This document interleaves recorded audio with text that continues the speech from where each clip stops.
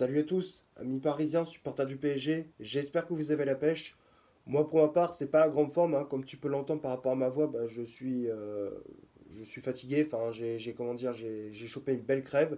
Je suis pas dans une forme étincelante, mais c'est pas grave, on va quand même débriefer cette rencontre qui opposait le Paris Saint-Germain à l'Olympique Lyonnais. C'était le choc de cette 15e journée de Ligue 1 McDonald's. Victoire des hommes de Luis Enrique, 3-1 au Parc des Princes. Ousmane Dembélé avait ouvert le score dès la 8e minute de jeu.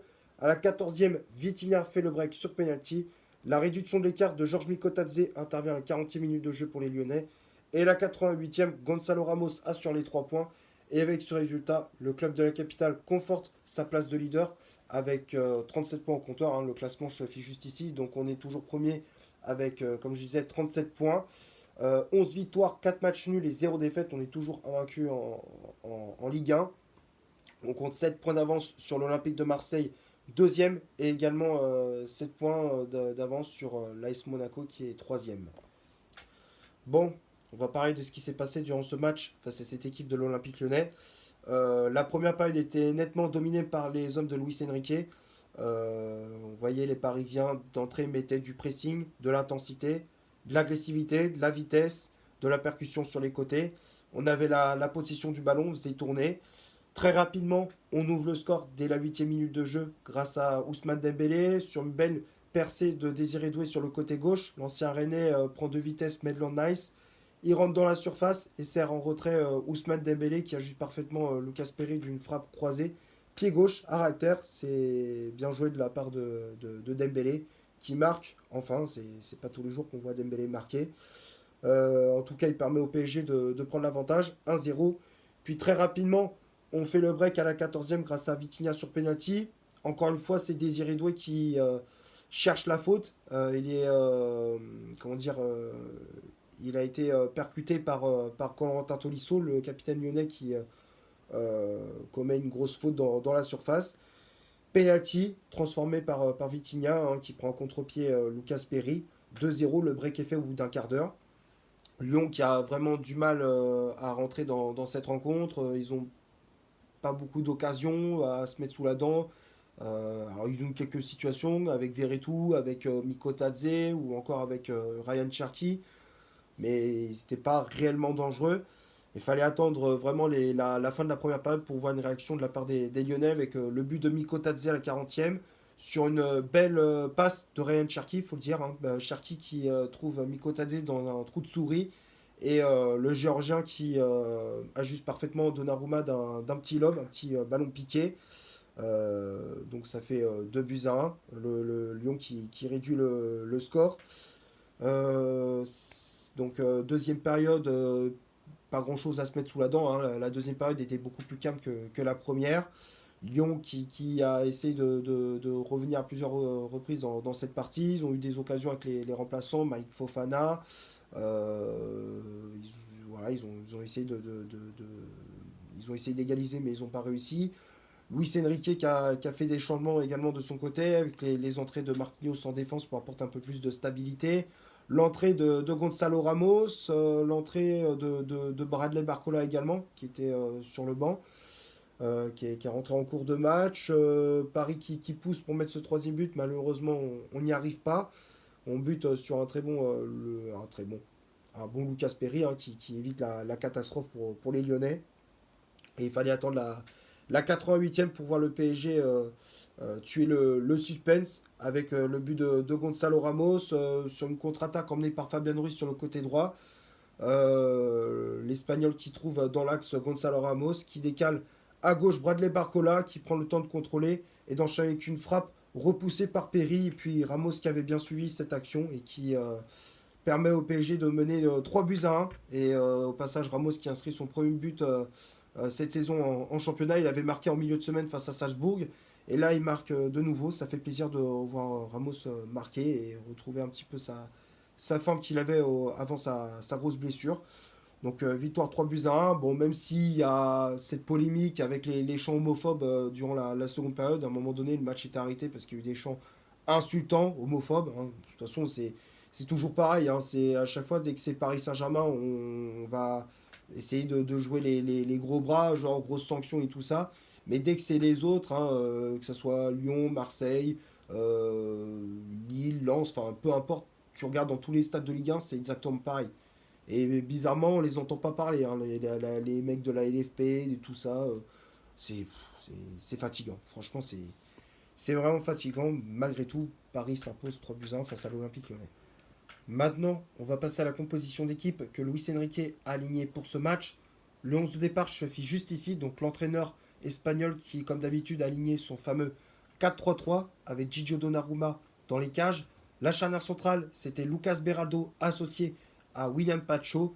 Beraldo qui a remplacé Marquinhos laissé sur le banc par Luis Enrique. Les latéraux, Achraf Hakimi à droite avec le brassard de capitaine. À gauche, c'était le Portugais Nuno Mendes. João Neves positionné en 6, Vitinha et Warren Zaïre-Emery en relayeur et le trio d'attaque avec à droite le sud-coréen Kang In-lee, à gauche Désiré Doué et en pointe, enfin faux numéro 9 c'était Ousmane Dembélé. Bon après ça a beaucoup permuté, hein. Il y a eu beaucoup de changements tactiques. Hein. Par un moment on retrouvait Désiré Doué en tant que faux numéro 9, un coup c'était Kang In-lee, un coup c'était Dembélé, enfin ça a beaucoup changé, ça a beaucoup permuté entre les trois. Donc voilà, les changements effectués par l'entraîneur parisien. Donc comme je disais, on a vu l'entrée de Marquinhos à la place de Lucas Beraldo en défense, l'entrée de Fabian Ruiz à la place d'Ousmane Dembélé, l'entrée de Gonzalo Ramos à la place de Désiré Doué, Lucas Hernandez qui était dans le groupe également, qui a fait son entrée à la place de Nuno Mendes, et l'entrée de Bradley Barcola à la place de Canguilhi. Que dire sur cette compo? Bah voilà, Luis Enrique qui a fait tourner après le match face à Salzbourg en Ligue des Champions. Il a mis sur le banc Bradley Barcola, Marquinhos, Fabian Ruiz, Gonzalo Ramos également. Il a fait tourner. J'étais un peu surpris du choix aussi de Lucas Beraldo aux côtés de William Pacho. Je pensais qu'il allait mettre Skriniar, il allait mettre un défenseur central droitier et un défenseur central gaucher. Finalement, il a mis deux gauchers. C'était assez surprenant de la part de Luis Enrique. Bon, après, c'était pas mauvais, hein, même si j'ai préféré la prestation de Pacho par rapport à celle de Beraldo. Beraldo, il a été un peu moyen durant ce match. Mais voilà, bon, après, pas grand chose à rajouter pour la compo de Luis Enrique. On va passer maintenant du côté des statistiques de cette rencontre. On va commencer par le Paris Saint-Germain. Les Parisiens ont eu 68% de possession de balle. Ils ont effectué 10 tirs au total, dont 6 tirs cadrés. 734 passes réalisées, dont 672 de réussis. 42 duels gagnés, 7 fautes commises, 2 arrêts effectués. 13 centres, 4 corners obtenus et 16 tacles réussis. Et du côté de l'Olympique Lyonnais, 32% de possession de balle, 5 tirs au total, dont 3 tirs cadrés, 340 passes réalisées, dont 279 de réussis, 28 duels gagnés, 8 fautes commises, 3 arrêts effectués par le gardien lyonnais, 14 centres réalisés, 3 corners obtenus et 13 tacles réussis. Donc quand on regarde les stats, possession balle qui était clairement du côté des Parisiens. Les occasions elles étaient aussi du côté du PSG. C'était surtout en première période qu'on a dominé cette équipe lyonnaise. Après, on a relâché le pied sur l'accélérateur en deuxième période. On était plus en mode gestion. Lyon qui aurait pu revenir en deuxième période, mais malheureusement, ils n'ont pas pu profiter. Et voilà, bon, après, on a tué le match avec Gonzalo Ramos. On va finir la vidéo sur les tops et les flops de ce match. Comme d'habitude, je fais les affiches juste ici. Donc, Donnarumma, bon, il n'a pas fait un match étincelant. Malgré le but encaissé, bon, il a eu un match assez relax. Il n'a pas eu grand chose à faire. Ouais, le point noir, bah, c'est comment dire, le but encaissé avec Miko Tadze où il manque un petit peu d'anticipation sur sa sortie. Mais bon, dans l'ensemble, bon, rien à signaler. Donc Donnarumma, je mets dans les tops, mais sans plus, hein, c'est pas un gros top. Ensuite, la charge centrale, Beraldo, Pacho. J'ai préféré la prestation de William Pacho à celle de Lucas Beraldo. Pacho qui a été très solide dans ses interventions, qui a mis beaucoup de caractère, beaucoup d'agressivité. Il a gagné quasiment tous ses duels. Les relances, elles étaient propres. Beaucoup d'assurance hein, pour le défenseur équatorien. Donc c'est pour ça que je le mets dans les tops. Berardo, je le mets dans les flops. Un match assez moyen du défenseur brésilien qui manquait d'assurance dans ses relances. Les duels, il se faisait un petit peu manger dans les duels. Ah, après, c'est vrai que bon, il n'était pas positionné en tant que défenseur central à gauche, quoi. Enfin, je sais pas comment l'expliquer, mais c'était pas son poste de prédilection, tu vois. Il était positionné à droite alors que c'est un gaucher. Il est plus à l'aise quand tu le mets à gauche, hein. Ça, c'est clair. Mais voilà, bon, bah, Beraldo, je le mets dans les flops. Après, les latéraux, Hakimi, Mendes, les deux, je les mets dans les tops. Hakimi, encore une fois, monstrueux. Ça fait depuis plusieurs matchs qu'il enchaîne les performances étincelantes. Défensivement, il est très costaud. Il gagne quasiment tous ses duels. Beaucoup de caractère, beaucoup d'agressivité. Offensivement, il est très très bon également. Les centres, toujours justes. Toujours dans le bon tempo, toujours dans le bon timing. N'hésite pas à faire des différences, à tirer de loin également par moment. Bon match de la part de Dakimi sur le côté droit. Mendes également qui a été très très bon. Défensivement, il était solide également. Offensivement, il a fait également beaucoup de différences, qui a montré énormément d'énergie. Il a été très actif dans son couloir gauche, donc ouais, bon match de Mendes. Ensuite, le milieu de terrain, Vitinha, João Neves, Zaire Emery, bah, les trois, je les mets dans les tops également. Neves, encore une fois, qui régale. Il récupère beaucoup de ballons, il se projette vers l'avant. Il adresse toujours la passe au millimètre près. Enfin, il déclenche toujours une passe au millimètre, une passe dans les pieds au millimètre près. Enfin, c'est toujours propre. Les passes de Mendes de Neves pardon, sont toujours propres. Rien à dire. Dans la récupération de balle, il est là également. Beaucoup de caractère, beaucoup d'agressivité également. Donc, bon match de Neves. Vitinha qui a été très très bon aussi au milieu de terrain, qui est buteur, a été vraiment à la hauteur de ce choc, qui n'hésitait pas à décrocher, à proposer des solutions à ses partenaires, à faire le jeu, à distribuer les ballons pour Désiré Doué et Ousmane Dembélé. Donc très bon match de Vitinha. Zaire Emery également qui a fait beaucoup de mal au milieu lyonnais avec comment dire, sa grinta, le fait de gratter des ballons dans l'entrejeu. Il a fait énormément de mal au milieu lyonnais. Il se projette vers l'avant, il crée des espaces. Ouais, il a fait son match encore une fois, Zaire Emery. Et puis le trio d'attaque, Kanguini, Dembélé et Désiré Doué. Je vais commencer par Désiré Doué qui pour moi c'est l'homme du match, même s'il n'a pas marqué, mais pour moi c'est l'homme du match. Il est passeur décisif sur le but de Dembélé, il provoque un penalty.